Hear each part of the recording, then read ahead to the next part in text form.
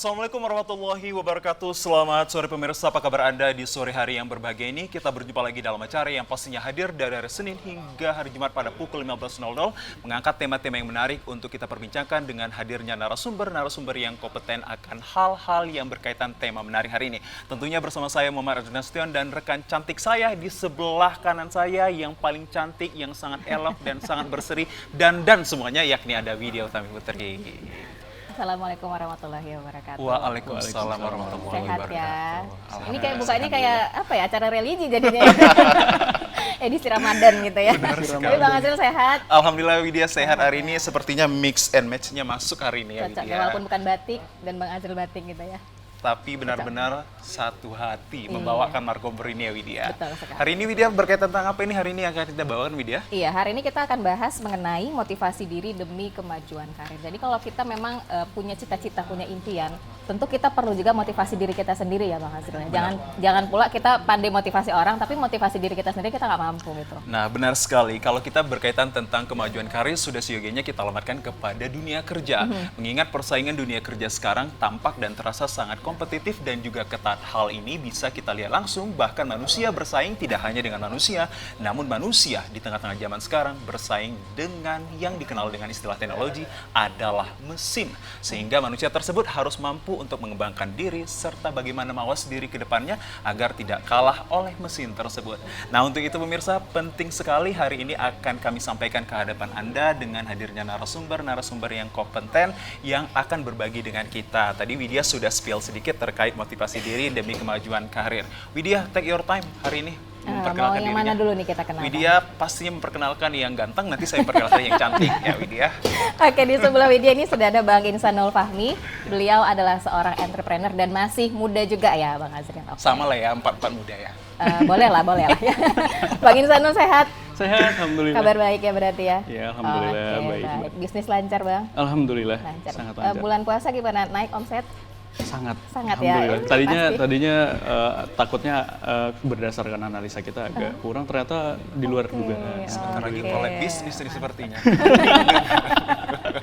Sebelah Bang Azril siapa Bang Azril? Baik Widya, terima kasih atas atensinya. Dan sebelah kiri saya seorang wanita cantik yang tidak kalah cantiknya dengan Widya yang di sebelah kiri saya lebih tepatnya.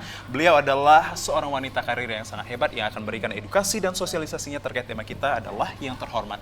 Ada kakak kita yakni Ade Sasmo. Assalamualaikum, selamat siang Kak Ade. Waalaikumsalam, apa kabar Bang? Alhamdulillah, apa kabar? Saya seharusnya menanya pertama ya. Bagaimana kabarnya Kak Ade? Sehat, alhamdulillah sehat. Cantik ya Widya? Cantik dong. Widya punya saingan ini. Saya juga punya saingan ya. Tapi tetap kita yang paling ganteng dan juga harus cantik ya Widya. Amin. Siap. Oke lah. Pade aja Bang Azril ya. Masih puasa kan Bang? Alhamdulillah puasa Masih Widya. ya.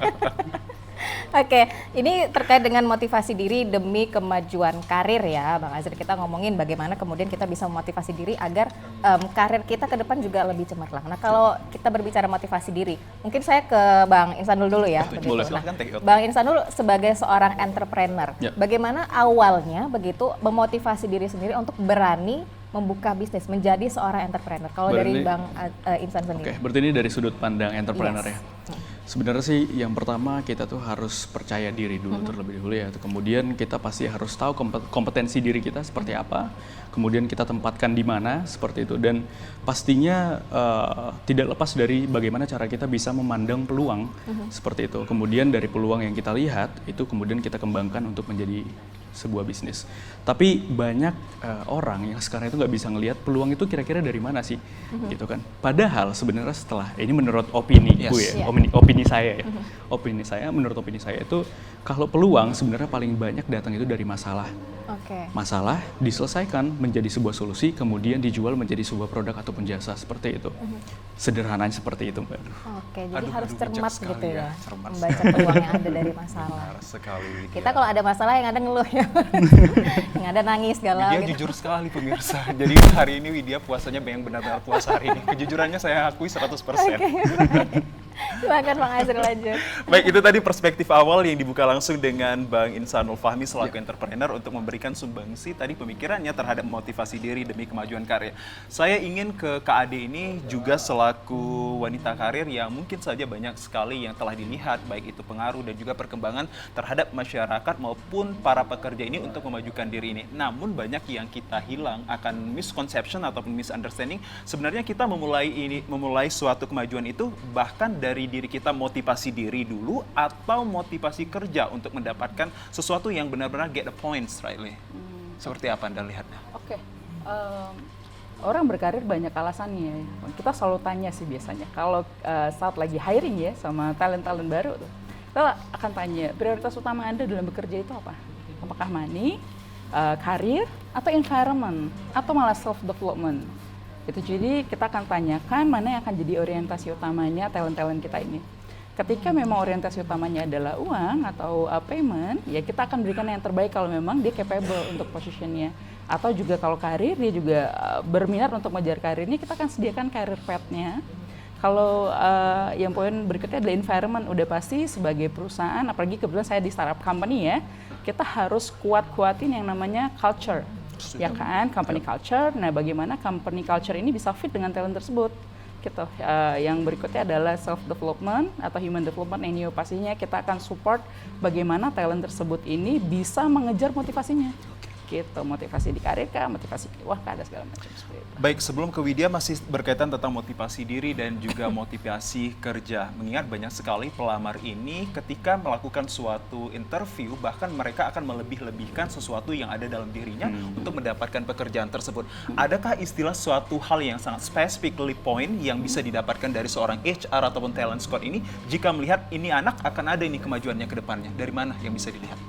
Oke, biasanya mereka kan kalau di CV keren banget ya, apalagi Gen Z ini ya, waduh kita bacanya, waduh ini mau bayar berapa nih gitu ya, keren banget. Tapi memang ada yang namanya genuine ya, keaslian diri. Nah ini biasanya kita akan susun pertanyaan-pertanyaan yang akan mendapatkan keaslian dari dirinya sendiri. Mulai dari track recordnya di pekerjaan sebelumnya atau bahkan belum bekerja, dulu organisasinya ikut apa aja, positionnya apa aja. Sekarang LinkedIn ada, kita bisa validasi orang dari sosmed kan. Bagaimana dia memposting sesuatu, bagaimana point of view-nya dalam mengumpulkan pendapat di sosial media dan segala macam, itu pasti akan jadi penilaian quote and quotes bagi talent scout ataupun bagi users. Kalau saya users kebetulan kalau mau hiring, jadi bagaimana users melihat calon talent kita ini dari salah satunya dari situ. Means will you hire experienced people atau education? Yang pertama kali? Experience. Widya. Pertanyaannya kenapa harus yang berpengalaman gitu Kak Ade? Berpengalaman sebenarnya nggak mesti dia udah pernah kerja ya Kak Widya ya. Sebenarnya bagaimana dia berpengalaman misalnya waktu kuliah berorganisasi atau di luar kegiatan sekolah dia juga pernah beraktivitas mungkin di dalam Karang Taruna misalnya atau organisasi kepemudaan, itu akan menjadi nilai tambah karena akan memunculkan leadership sense dari talent tersebut. Kalau kita udah dapetin leadership sense-nya, pastinya orangnya akan mau berkembang dan itu akan mempermudah perusahaan pastinya. Baik. Karena banyak pertanyaan ketika kita ingin melamar kerja gitu. Kenapa sekarang harus mencari yang berpengalaman gitu? Jadi seakan-akan yang belum punya pengalaman kerja seperti tidak punya peluang begitu. Itu kadang banyak menjadi pertanyaan bagi para pelamar kerja gitu ya. Widya masuk ke sini berpengalaman Widya. Nah itu dia, saya nggak punya pengalaman sama sekali, tapi balik lagi seperti kata Kak Adi, kalau kita mau belajar, mau berkembang itu bisa. Bijak sekali. Tapi ada poin uniknya tadi Bang. Silakan. Aku juga tadi baru ngeh juga ada statement kalau dari sosial media. Seperti itu ya. Artinya berarti selama ini ngelihat track record orang itu berarti sosial media itu berperan penting juga ya. Salah satu lah, salah satunya ya. Berapa persen kira-kira? Wah, Kok itu- jadi aku yang nanya? Gak apa-apa membantu. Beda-beda ya. Sebenarnya bagaimana kita melihat dia dalam point of view sih. Bagaimana dia melihat sesuatu aja sih. Itu yang paling penting. Apakah nih orang pesimis, apakah nih orang yang optimis? Dari mana bisa dilihat dari pesimis dan optimisnya? Apakah dari perkenalan diri atau juga jenjang karir yang akan dilihatkannya? Kalau dari sosmed itu pasti kan dia nggak akan mungkin ceritain ya. Tapi bagaimana dia ini optimis atau enggak? Kalau misalnya dia quotes-nya galau mulu Mas, udah pasti deh. Ayo udah ini anak senja nih, kita Anak taruh senja. di mana nih gitu. Bagaimana kalau motivasi banyak sekali quotes yang ada di sosial medianya itu memberikan motivasi-motivasi. Nah, itu seperti justru, apa? Itu justru menarik. Jadi menarik justru ya. Kalau dia dia ada quotes motivasi di sosmednya, tadi dia itu sedang self talk sebenarnya. Setuju. Dia sedang memotivasi dirinya sebenarnya. Ini orang bisa self talk, bisa motivasi diri sendiri, akan memudahkan perusahaan anyway. Orang-orang yang bisa memotivasi dirinya sendiri. And of course it will be, give impact ya kepada orang yang akan melihat hal tersebut ya. Pasti, sure. Menarik sekali Widya.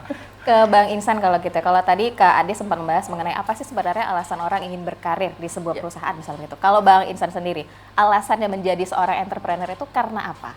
Nah, Widya dan juga Bang Insan. Jangan tahan bilang ini sebentar, jeda. Widya. Kita akan jeda terlebih dahulu. Nggak terasa karena ya. ketika Bang Insan Nul Fahmi ini akan memberikannya, banyak sekali nanti cewek-cewek yang akan terkesima. Sesaat lagi Oke, pemirsa, baiklah. tetaplah bersama kami di Markompur.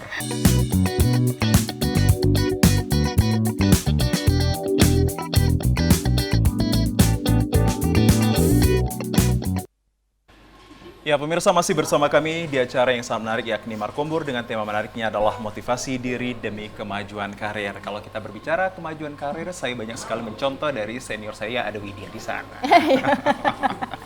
Kayak udah tua gitu ya Bang ya. Kita langsung aja ke Bang Insan kalau Silakan, gitu ya. Widya. Tadi kita bahas mengenai kalau Masih ada dari yang ditahan tadi kan? Silahkan lah. Bang Insan sendiri sebenarnya alasan untuk menjadi seorang entrepreneur itu alasan utamanya apa? Apa orientasinya? Oke, jadi yang jadi salah satu motivasi itu karena jadi dari salah satu tokoh namanya Coach Reni, gitu. Itu dia bicara kalau dan menurutku valid ya. Indonesia masih perlu 40.000 usaha baru atau perusahaan baru untuk menjadi negara maju, ya kan? Menurutku itu valid. Terus yang kedua itu karena pengen ngasih manfaat gitu kan ke orang banyak. Ketika kita bisa buka lapangan pekerjaan, kemudian ada orang yang kerja di dalamnya, bisa ngasih makan keluarganya. Menurutku itu jadi kayak salah satu feel yang mungkin jadi kepuasan tersendiri lah menurut aku gitu kan. Kemudian yang ketiga itu karena sunnah pastinya kita berdagang. Oke, baik ajarannya. Karena berdagang gitu. Karena berdagang jadi kayak sunnah Rasul, jadi kayak yaudah aku implement. Yang keempat karena aku ngelihat sebenarnya masih banyak masalah-masalah yang bisa kita solve, kemudian bisa kita jadikan ini sebuah produk atau jasa yang bisa kita jual kepada orang lain. Yang tujuannya adalah tadi kebermanfaatan lagi sebenarnya seperti itu. Oke, sejauh ini setelah berapa lama menjadi seorang entrepreneur, apa masalah yang terbesar yang dihadapi yang kemudian bisa nih diselesaikan sendiri begitu? Ngatur kepala orang yang banyak sih mungkin. Atau ngatur honor orang gitu? Karena kan setiap orang itu kan punya visinya masing-masing gitu kan. Makanya mungkin kita harus di awal makanya ada HR gitu ya Mbak ya, bener ya. Ada HR itu supaya nyatuin tujuan supaya jadi satu arah lah, seperti itu. Punya purpose kayak gitu kan. Setelah punya mungkin ya di dalamnya setiap orang tapi tetap punya visi masing-masing. Seperti itu. Nah, itu susah sih buat nyatuinnya, tapi alhamdulillah bisa. Mungkin perlu pengertian, ada treatment yang kita lakukan seperti itu. Nggak bisa kayak sekedar ngomong, dia ada sentuhannya lah, nggak bisa diomongin gitu. Memang ada caranya, dan setiap orang beda-beda. Pasti. Pastinya. Sepertinya bisa diajak Widya nih, kalau kan sama-sama dengan entrepreneur ya Widya. Lain Bang. Lain ya. Ini udah kelasnya udah tinggi, dia masih kelasnya bawah gitu ya. Baik Belajar juga kok. Nah, tadi Widya dan juga Bang Insanul ini tadi berbicara terkait adanya masalah. Ini juga ada titipan pertanyaan dari orang-orang atas ini Widya, Oke, yang baik, juga baik. menjadi salah Mau satu nimbrung aja ya. plus point yang akan kita tanyakan. Oke. Mbak Ade Sasmo, ini terkait dengan pertanyaan yang sangat-sangat untuk kita gaungkan dan mendapatkan side point-nya langsung dari Mbak ini. Bagaimana peranan HR untuk lingkungan toksik? Seperti apa? Wow. Agak dalam ya pertanyaannya ya. Sering Langsung dihadapi. saya alamatkan. Jadi sekalian nyindir nggak? Yes, seperti apa? Wow. Apakah hanya toksiknya ini kalau kita melihat anak-anak yang bandel aja? Seperti apa ini? Ya. Tolong Lingkungan jabarkan. toksik itu yang kalau dari Mbak Ade sendiri seperti apa sih sebenarnya? Silahkan jabarkan, Mbak. Oke. Ini menarik ya kalau toxic dalam tanda kutip ya. Sekarang itu justru ada beda lagi nih Mbak. Angle-nya itu ada toxic productivity coba. Orang yang gila kerja tuh dianggapnya toxic gitu kan. Nah, jadi balik lagi ya, sebenarnya role saya tuh bukan HR sih sebenarnya, tapi karena memang saya user yang memang harus hire orang banyak untuk bantu divisi saya. Jadi mungkin cerita angle-nya dari situ ya. Lingkungan toksik itu kan bisa terjadi dari mana saja gitu. Tapi yang pastinya adalah saluran utama saat kita nge-recruit. kita harus bisa ciptakan satu company culture yang benar-benar strong. Seperti apa yang masuk company culture yang Wow, benar-benar ini strong menarik terus? nih. Biasanya company culture itu beda-beda kan. Ada yang kalau startup tuh biasanya gampang agile itu, Oke. kemudian ada lagi yang bilang social culture gitu-gitu kan. Nah kalau di tempat saya tuh ada beberapa company culture yang memang kita susun. Ya pastinya kita passion for people, passion for knowledge, passion for business, kita passion for services itu adalah value dari company-nya. Tapi kalau untuk perusahaan sendiri sih kita ada beberapa poin ya, mungkin salah satunya trustworthiness. Jadi kita Oke. benar-benar akan cari orang yang bisa dipercaya, Jujur baik apa secara adanya. omongannya, walk the talk the walk gitu Action. kan, gitu.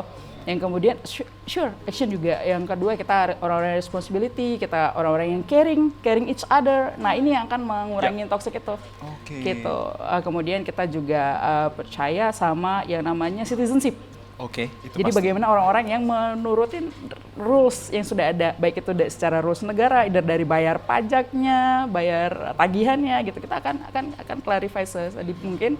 Kemudian yang terakhir itu tadi responsibility udah, ada beberapa poin lah, kurang lebih gitu. Tapi memang poin yang utama adalah kita akan cari orang yang trust.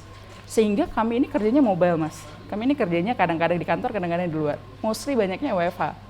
Jadi bagaimana waktu yang di-assign ke kita untuk menanggung jawab sebuah pekerjaan itu bisa maksimal kalau kita nggak hire orang yang trust. Yang ditinggal gitu aja, nggak usah ada CCTV, diatur sendiri jam kerja, tapi kerjanya kelar dan bagus dan excellence. Baik dia divisi sales, service, marketing, atau IT juga, kita akan kontrol orang itu dengan trustworthiness yang tinggi gitu. Baik, solusi yang diberikan dari HR sendiri jika ada lingkungan yang toksik maupun lingkungan kerja yang toksik. Dan saya mungkin tambahkan juga mungkin dari tadi saya banyak sekali masuk 1000 DM dari teman saya. Bagaimana juga kita tadi masih saya tahan solusi HR untuk lingkungan toksik dan bagaimana pula kita memposisikan bila kita kerja dengan orang-orang yang tua yang dalam artian Oke. tidak paham akan sebenarnya itu culture ini dibentuk dari keadaan dalam situasi bekerja. Seperti apa yang Anda lihat? Karena ada dua paradigma dan lingkungan yang berbeda. Nah, Seperti apa? Background saya dulu kebetulan di salah satu konsultan ya, kita termasuk konsultan yang terbesar di Asia Tenggara, membantu orang juga dalam membentuk company culture, kemudian implementasinya. Jadi sebenarnya itu ada namanya generation gap. Setuju. Nah, itu yang benar. Gap generation. Jadi saat ini yang ada di Indonesia, ya kita tuh terbagi dari 4 sampai 5 generasi. Yang pertama itu generasi boomers namanya. Boomers ini lahirnya saat Perang Dunia. Nah ini biasanya nenek-nenek kakek-kakek kita nih, ya kan? Neneknya jangan nengok saya. Oh iya, maaf nih. Kemudian ada generasi X. Nah ini mungkin bapak ibu kita. Y ini generasi saya mungkin. Z ya, Gen Z itu mungkin insan, masih insan. Ya, kemudian ada yang terakhir Alpha. Ini anak-anak yang nggak les bahasa Inggris, jago banget bahasa Inggris. Oke, Banyak ya anak-anak kecil sekarang ya Gen Alpha. Nah, jadi sebenarnya generation gap ini yang terjadi di Indonesia itu ada dari X ke Y, Y ke Z. Ya, atau malah X ke Z. Nah, ini setiap generasi itu beda tipe komunikasinya, Mas. Dan juga pandangannya cara bekerja ya. Sure, karena apa? Gen X ini nggak terkena di masa mudanya, di masa karir kejayaannya, dia nggak kena teknologi. Benar. Nggak too much information, nggak juga membanding-banding ya kan? Tapi kalau Y, dia itu masa mudanya dipaparkan sama internet, tapi masih baru awal. Sehingga dia ada strugglingnya antara transforming dari dunia analog ke dunia digital. Sehingga yang tutur katanya masih bagus-bagus, terus juga terpaparkan informasi yang too much. Tapi dia masih punya ruang untuk berpikir praktis dan tactical. Tapi kalau yang Gen Z, waduh, ya ini memang dia dari lahir jebret udah kena teknologi, nontonnya udah Cocomelon, udah gimana ya. Jadi memang udah terlalu banyak informasi sehingga ya gitu kita nih kan teman-teman media ini yang memang dibutuhkan juga untuk memberikan informasi yang tepat juga nih. Contohnya kayak Marco Umbur hari ini, alhamdulillah ya bagus banget ya acaranya. Ini informasi-informasi ini yang akhirnya too much buat Gen Z sehingga dia ngerasa paling pintar. Setuju. Nah, si X-nya ngerasa gue paling lama nih hidup Paling nih. gaptek bisa dikatakan? Udah gitu, jadi ada gap memang. Nah, biasanya kita sebagai perusahaan konsultan itu selalu memberikan ruang untuk mereka bisa engage di part tertentu. Nggak mungkin semuanya. Nah, bagaimana caranya kita juga bisa memposisikan bahwa kita ini adalah Gen Z dan juga yang pekerja kita, senior kita, atasan kita ini orang yang lebih paham dalam hal non-teknik. Nah, salah satunya dengan tipe komunikasi ya. Tipe komunikasi Ya. kembali. Jadi tipe komunikasi itu ada yang direktif, ada yang suportif, ada yang ya macam-macam. Nanti kita identify, kita ini tipe karakter komunikasi kita apa. Ketika kita udah tahu nih, misalnya saya tahu nih, Mas Azril udah tahu nih, terus Mas Azril udah tahu saya udah tahu Mas Azril. Mas Azril senangnya diomonginnya dengan cara apa? Dengan cara komunikasinya seperti apa? Sehingga Mas Azril nggak akan pernah ngerasa disuruh-suruh dalam tanda kutip sama saya, atau gitu juga sebaliknya. Jadi akan jadi leaders without title dan semua orang bisa berkomunikasi dengan baik. Mudah-mudahan generation gap-nya bisa diisi. Oke, kembali lagi ke komunikasi ya. Jika Anda teman-teman yang mungkin sudah ada tadi yang sering masuk DM dan juga dari kuping saya, itu dia cara mengatasi jika ada terjadi gap generations di antara lingkungan kerja kita adalah bangun komunikasi yang baik juga, bagaimana cara milih dan pemilihan terhadap komunikasi tersebut ya, Mbak Ade. Nah, sekali Widya. Kalau kita sama ya Widya, Gen Z ya Widya atau Gen Alhamdulillah masih ya. Masih ya? Itu tadi pertanyaannya bagus ya. Itu titipan dari teman-teman yang ada di mana tuh? Dari Jauh di DM sana. pastinya. Tadi sederhananya tadi perspektifnya kalau dari entrepreneur itu tadi Mbak ya sama ya. Kita komunikasinya itu beda-beda, cara nge-treat orang tuh beda-beda. Makanya paling susah ngatur orang tuh tadi mungkin ada yang umurnya tadi masuk ke kategori Gen Z atau mungkin X atau yang lainnya seperti itu ya. Kalau di lingkungan Bang Insan sendiri, banyak kan ini generasi mana? Generasi Z juga kan? Atau ada yang generasi usia lanjut begitu Bang Enggak, Insan? kita prioritasnya Z sih supaya masuk sebenarnya. Biar gampang ya. Supaya gampang. Memang lebih gampang komunikasinya iya. atau sebenarnya masih ada kesulitan juga Bang untuk menyamakan persepsi? Iya, pasti masih ada kesulitan juga sih. Karena tadi balik lagi memang setiap orang tuh punya tujuan yang berbeda di dalamnya gitu. Kayak mungkin abang sama mbak gitu kan di sini pasti punya tujuan yang berbeda, pasti punya visi yang berbeda walaupun bekerja di tempat yang sama seperti itu ya. Mungkin itu sih kalau dari aku. Tapi menghadapi lingkungan toksik juga nggak kalau Bang Insan? Justru kalau aku yang nengahin lingkungan toksik. Harus jadi penengahnya karena kalau kita masuk, kita nyebur ke dalam salah satu pihak, itu justru malah ngancurin karena kan kita ownernya gitu. Gitu. Jadi ya kita harus bisa nengahin seperti itu. Baik, menarik sekali. Nah, pastinya pemirsa kalau kita berkaitan tentang kemajuan diri dalam karir ini sudah siogianya berdekatan langsung atau bersentuhan langsung terhadap yang namanya lingkungan. Kalau di tahun-tahun yang sekarang itu dikenal dengan tadi ada Mbak nambahkan dengan terminologinya adalah toxic productivity dengan versus hostile culture. Yang bagaimana masyarakat kita khususnya kaum milenial gila-gilaan kerja untuk dapat pengakuan. Seperti apa Anda melihatnya itu? Untuk memajukan dirinya sendiri tanpa memikirkan timnya sendiri. Makin berat pertanyaannya. Makin berat ya Pak ya. Tapi semua generasi berpandangan seperti itu gitu. Terlebih kalau yang mau cari muka, dia di perusahaan gitu ya. Benar. Dan Kayaknya ada pengalaman pahit Bang. yes, it has been my experience. Oke. Oh iya. Oke, sebenarnya balik lagi ya, toxic productivity itu balik lagi bagaimana point of view-nya kita gitu. Kalau dia productivity untuk dirinya sendiri, gini ya Mas, misalnya kita kerja udah ada nih, role-nya dari jam 9 sampai jam 5 misalnya, tapi dia mau kerja lagi sampai malam, itu untuk agar karir dia lebih bagus, Dan agar tipes hasilnya juga lebih nanti ya. agar hasilnya lebih bagus dan mungkin akan butuh pengakuan juga pada akhirnya, ya itu silakan aja. Kalau tidak mengganggu orang lain yang pengen istirahat. Karena misalnya gini, kenapa dibilang productivity, toxic productivity itu kenapa? Ya di jam orang istirahat, diajak meeting Zoom jam 10, jam 11 malam ya, kecuali memang semuanya entrepreneur ya, semuanya udah bersedia dedikasiin waktunya untuk bekerja agar hasilnya lebih bagus. Tapi kalau misalnya sifatnya employee to employee, itu kan PR banget sih gitu. Let's say kita udah istirahat jam 11, jam 12 malam nih, yuk Zoom bentar yuk buat persiapan meeting besok pagi. Nah itu kan akhirnya orang jadi nggak happy. Gimana perusahaannya mau berkembang kalau timnya nggak happy Mas? Yang ada nanti diomongin di belakang. Tapi gimana kalau semuanya happy Mbak? It's okay. It's okay. It's okay. Yang penting kan gitu, gimana cara kita gini loh. Kalau kita kerja terus nggak happy enak gak sebenarnya? Iya. Enak tuh kayaknya, aduh jam 5 lama banget gitu kan. Tapi kalau kita happy, ya udah, kok udah jam 3 nih, kok udah jam 5, pengen dong sampai jam 10 gitu. Ya balik lagi bagaimana tadi culture perusahaan tadi kebentuk, semua orang yang masuk ke dalamnya juga fit dengan culture-nya, sehingga itu nggak usah diingetin juga udah jalan aja gitu. Gitu sih. Kalau culture company-nya Bang Insan, Silahkan seperti langsung apa? tanyakan Widya. Gimana? Yang dibentuk culture company yang dibentuk seperti apa? Kurang lebih sebenarnya sama sih kayak yang dibilang sama Mbak Ade tadi udah dijawab semua tadi. Kalau untuk culture company itu udah merangkum semuanya sebenarnya. Serius, tapi memang iya benar. Berarti Tapi satu benar. ini ya, satu pandangan berarti. Kayak di Satu setiap antena kerja, Widya. di setiap Satu antena karena kita berada di TVRI. Iya. Baik, saya juga saya mulai untuk bertanya kepada Bang Insanul Fahmi ya Widya.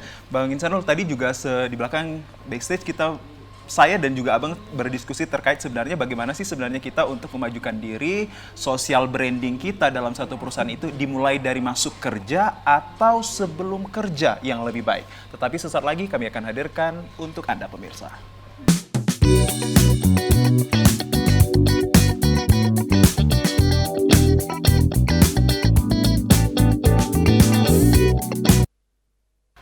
Pemirsa, terima kasih Anda masih bersama kami dalam acara Markombor dan kita akan lanjutkan diskusi menarik ini dengan hadirnya dua narasumber yang sangat kompeten akan hal ini. Saya masih berbincang dengan Bang Insanul, tadi masih ada yang gantung-gantung, kalau tidak kita luruskan tidak menjadi satu yang kelurusan. Baiklah Bang Insanul, Bang, kalau kita berbicara terkait tentang kemajuan diri ini, seyogianya kita harus mengalamatkan kepada diri kita ini masuk ke satu perusahaan untuk memajukan diri terlebih dahulu atau memiliki social branding terhadap perusahaan dulu, baru kita masuk. Seperti apa yang Anda lihat? Oke, baik. Ini dari opini saya sendiri ya, aku atau saya. Kayaknya anak-anakku aja biar lebih fleksibel ya. Kita di Medan soalnya. Nah, jadi menurut pengalamanku karena ini culture-nya berbeda ya. Gitu kan, dari yang zaman dulu mungkin tadi yang zaman boomers atau mungkin kayak yang bapak-bapak gitu, yang zaman sebelum abang atau mbak kayak gitu kan mungkin zamannya beda. Itu belajar di tempat bekerja dijadikan sebagai tempat belajar untuk tadi yang merintis karir seperti itu.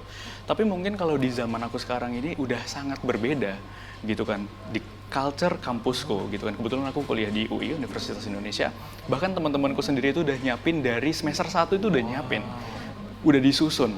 Mereka udah nulis CV dari semester 1 udah ngikutin ini, ngikutin itu, semua segala macam. Karena tadi bener yang dibilang sama Mbak Ade, sekarang itu udah zaman teknologi, semuanya itu bisa dilihat track record-nya, experience-nya, by sosial media, semuanya dari digital. Seperti itu, makanya dari sekarang ini kita semakin kompetitif itu kan untuk bekerja gitu kan. Ya tadi makanya dari sekarang kita harus bisa nyiapin diri kita, ikutin seminar-seminar mungkin atau apapun itu. Dari situ kita bisa mempersiapkan diri kita untuk masuk ke dunia kerja seperti itu. Karena kalau misalnya kita mau mulai, ketika kita masuk ke dalam pekerjaan baru kita mulai, kayaknya kita ketinggalan jauh. It has been too late ya? Udah bisa katakan telat ya Bang? Ya, itu bisa dikatakan telat untuk zaman saat ini ya. Karena sekarang itu belajar itu gampang. Kita dari HP aja udah bisa belajar. Jadi nggak punya alasan lagi gitu kan. Aku nggak kan belum punya pengalaman di sini, belum kerja di sini, nggak ada alasan. Sekarang dari YouTube udah bisa belajar. Dari mana-mana udah bisa belajar. Udah banyak seminar-seminar online. Mbak Dea bener ya. Bahkan dari sini sendiri sebenarnya bisa jadi media untuk belajar seperti ini. Untuk mengembangkan potensi. Iya, benar. Ya? Iya, jadi motivasi, mengembangkan potensi dan lain-lain seperti itu. Jadi sebenarnya udah nggak ada alasan lagi seperti itu. Baik, sama pintarnya saya sama Bang Insanul ya, gitu ya. Oke, penting mempersiapkan diri dari jauh-jauh hari sebenarnya gitu ya Bang Azril ya.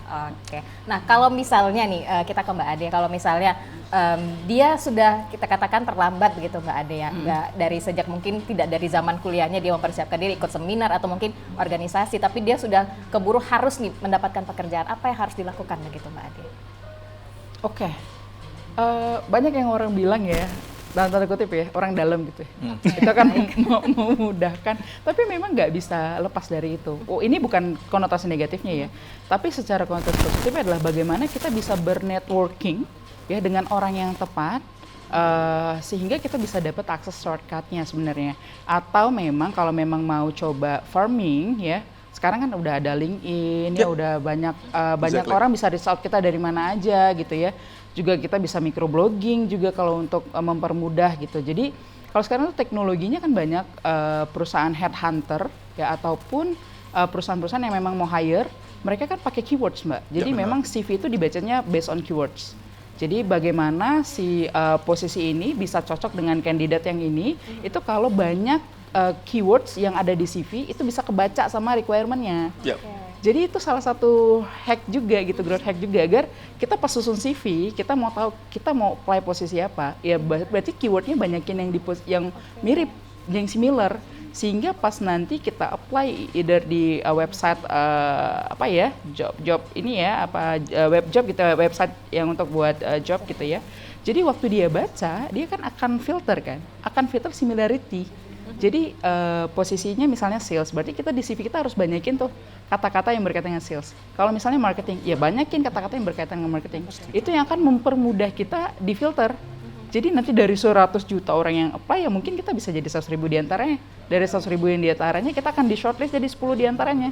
Dari 10 diantaranya mungkin kita 5 yang akan di invite gitu, salah satunya adalah kita. Jadi memang harus ada tips and trick kayak gitu ya. Jadi memang teman-teman kalau masih nggak punya tadi jalur orang dalam dan tanda kutip yang kurang networking ya, mungkin bisa pakai hal yang itu gitu. Jadi jangan ego nyusun CV.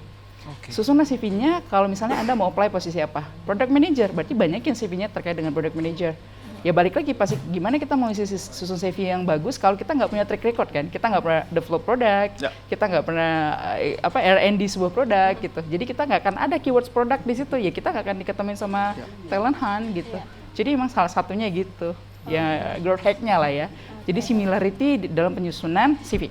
Tips and triknya ya. Kalau mungkin ada tadi jalur orang dalam, maka adalah jalur langit lebih besar. Iya betul. Yang paling utama ya Bang ya. Tapi mungkin spesifiknya tadi gini ya, kalau misalnya nulis di CV itu kan pasti perlu experience juga. Mungkin tambahan dari aku, sekarang itu udah banyak banget kita buka, kalau kita lihat internet ya, udah banyak banget kayak jasa-jasa freelance seperti itu, mungkin buat ngumpulin pengalaman-pengalaman gitu kan. Jadi mungkin kalau misalnya kita ngelamar ke suatu perusahaan korporat gitu kan, perlu pengalaman lebih gitu kan.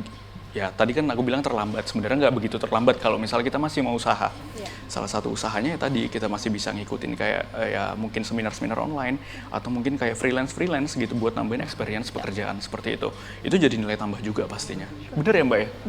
Jadi Bang Insanul, which is the dominantly used? Education atau experience sebenarnya jika Anda menjadi seorang entrepreneur untuk meng-hire orang-orang yang akan bekerja kepada Anda? Tergantung Dalam hal? Tergantung dari sisi mananya nih? Tadi kalau misalnya aku yang di food and beverage gitu kan, karena memang kita punya ini perusahaan-perusahaan, maksudnya usaha yang baru, kita perlu nyamain value dulu gitu kan, karena nggak mudah, culture-nya juga belum terlalu terbentuk gitu kan, jadi kayak kita mungkin lebih ke education. Tapi kalau aku punya satu perusahaan yang bergerak di bidang digital dan klien kita kebetulan korporat seperti itu, jadi kita nggak mau ngambil resiko dan aku lebih prefer ngambil yang experience. Artinya Anda melihat keahliannya tersebut? Ya kita bukan pendidikannya? Iya, kita tergantung tadi.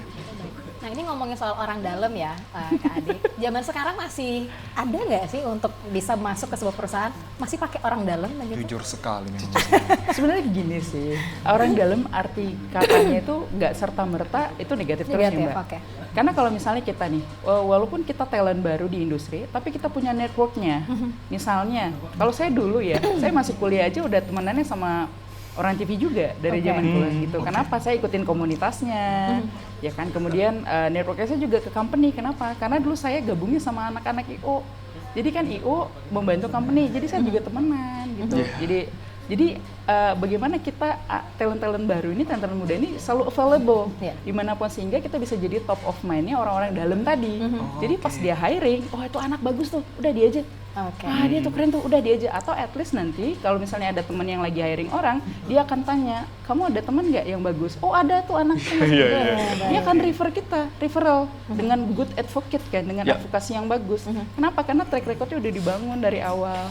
Gitu. Jadi sebenarnya orang dalam tuh nggak serta-merta kakak kita. Orang dalam bukan arti titipan langsung ya Mbak ya. Jadi bagaimana kita menghadirkan value-nya kita di orang dalam itu tadi. Kalau gitu temenannya kita harus ganti sekarang, circle pertemanannya ganti. Berarti kita putus Sama Bang Iksan mungkin kita harus lebih dekat ya. Mbak ini ya Widya. Baik Widya. By the way aku masih adik-adik loh Mbak. Masih adik-adik, baiklah. Umur Mungkin kita panggil adik gitu ya. Tebak umur. Mbak berapa kalau boleh tahu umurnya? Ini kalau bicara umur agak bahaya ya. Dia menganut Western culture. Oh gitu ya? Yes. Nah baik, saya langsung ke Bang Insanul kembali. Tadi kita masih banyak sekali membuka terkait sebenarnya karyawan dan karyawan. Bagaimana sebenarnya kita mendorong perusahaan yang bisa mensinkronisasikan haknya dan juga hak dari karyawan dalam career growth mereka. Seperti apa Anda melihat? Dan mungkin nanti ke Mbak ini sebagai closing statement-nya. Oke. Kalau dari saya sebagai newbie mungkin gitu kan, karena umur aku masih 23 tahun sebenarnya. Mendirikan perusahaan juga baru. Kalau yang dari pengalaman aku sendiri, sebenarnya untuk supaya win-win ya antara employee dengan perusahaannya, sebenarnya itu kan semua udah dituangkan di dalam satu akad yang namanya assign letter. Ya biasanya kan di awal ya. Makanya di akad itu kan sebenarnya udah tertulis semuanya kayak gitu kan. Cuman mungkin kadang-kadang ada calon employee yang sepele dengan itu. Tidak dibaca benar-benar. Kemudian setelah dia melakukan implementasi di dalam, mulai bekerja, terasa tidak sesuai gitu kan. Padahal sebenarnya sudah dituangkan di dalam akad di awal itu tadi. Seperti itu. Makanya mungkin tips buat orang-orang yang mungkin tadi udah terima sign seperti itu, mungkin bisa dibaca benar-benar seperti itu. Jadi mungkin kalau jembatan antara perusahaan dengan employee tadi dituangkan di dalam akadnya. Seperti Dari Mbak Ade singkit sebelum ke Widya untuk memberikan closing statement kepada Anda yang terkait pertanyaan tadi saya. Boleh dibantu ulang?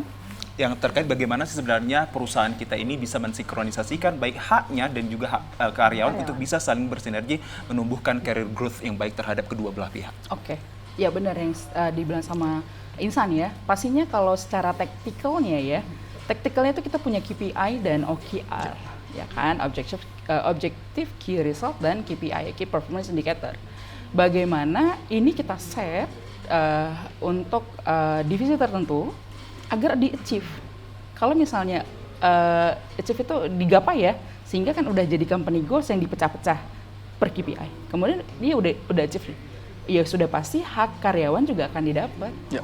Udah pasti. Jadi akan win-win. Perusahaannya dapat apa yang dia mau, ya karyawannya akan dapat apa yang dia yang jadi haknya dia. Gitu. Pasti itu akan terjadi, Widya. Oke, baik. Nah, ini kita sudah sampai di akhir ya. Kita minta dulu closing statement dari Bang Insan, lalu setelah itu kita ke Kak Ade. Bang Insan, seperti apa kemudian motivasi yang ingin disampaikan untuk teman-teman yang menyaksikan acara ini agar bisa kemudian memajukan karir mereka? Singkat dan padat, Bang. Singkat aja. Oke, wait a minute.